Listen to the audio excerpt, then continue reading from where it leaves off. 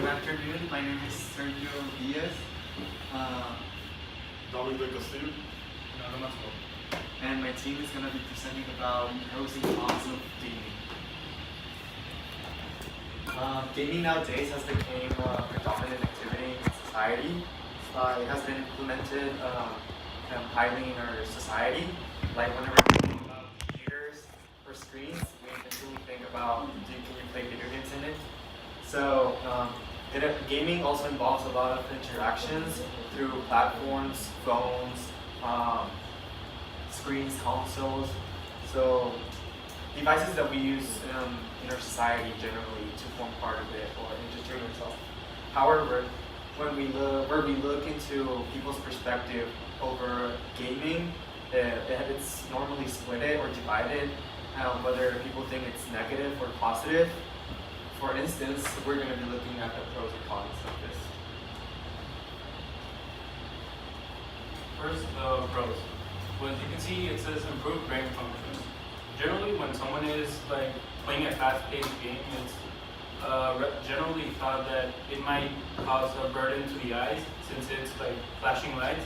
Nevertheless, it helps with developing various abilities, which can be hand-eye coordination, decision time making, multitasking, auditory perception, and spatial awareness. When people understand this, a lot of people would want to play games to be able to gain these abilities. The next is teamwork. Teamwork and social interaction gets developed when playing games because most games have a co-op game feature, which is with other people online, that forces the person that is playing to behave as a team.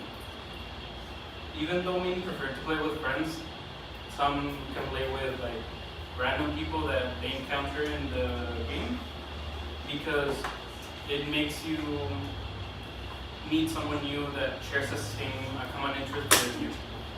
And should people select story-based games instead of co-op, it would boost their social interaction as well as their values as a human, because some games interact with that aspect of the human life. And for the last part, education can improve learning. However, it depends on how it's used. For example, some programs in the military and on medical programs use simulation-based games that teaches the tools and the education that a certain person needs to be able to operate the tool. Therefore giving them their experience. And should people train in real life, with real equipment, it would cost a lot since it would break or it would cause a damage to the machinery. And were games to understand that they need more variety in simulation games, it would boost the job offers because it would be easier to gain a job because of similar experiences that they have in games. Now I'll be sharing with you the cons. First of all, addiction. Prolonged video game sessions can lead to addiction, making it harder for gamers to perform their daily activities, such as cooking or making their bed, because they want to spend a significant proportion of their time gaming. Then we have health issues. Gaming promotes a sedentary lifestyle, which, as we know, sedentary lifestyle also leads to health issues like obesity, diabetes, heart disease, and depression. Aggression. Much as there are educational games, there are some with aggressive content, which can make a person's way of dealing with others very aggressive.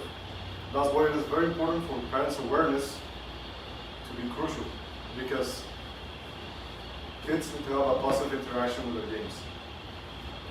And in-game purchases. As we know, many games involve in-game purchases, which can lead to people draining their pockets when an addiction takes place. Should video games stop promoting gambling and pay-to-win styles, people wouldn't spend so much money. And another con is toxicity. We know that gaming communities can be really toxic, with players experiencing bullying, and harassment. Should the online gaming be less toxic, and we'll see a bigger population. Exposure to inappropriate content. Violent and sexual content may be inappropriate for some people in some ages. Were franchises to stop making video games with this content, many will see a drop in their sales. As people, this is what they are looking for. Many are looking for this kind of content which engages them more. And social isolation. While online gaming can connect people virtually, it might also lead isolation in the real world. For all people to monitor their gaming time, we want to see this worrying phenomenon, as it is becoming increasingly common for people to have to be socially isolated. This being said, You're missing oh, slide. yeah. Oh, facts. Okay, so following with cons, sleep deprivation is another one of them, which can lead to many people losing their hours of sleep and decreasing productivity. And to quote a study made by the ESA, the Entertainment Software Association, found that 65% of gamers spend 6.5 hours, an average of 6.5 hours a week, but some of them can spend more than 20 hours per week, which is a lot. These being said, we're gaining not to be part of our society will have a big impact. Although people constantly look at the negatives of gaming, should gaming be not part of how society entertains itself, society will look for other sources of entertainment. And we already know the pros and cons of gaming, so we already know what we can gain and take from gaming. However, if we choose another path of entertainment, we don't know what the outcomes can be.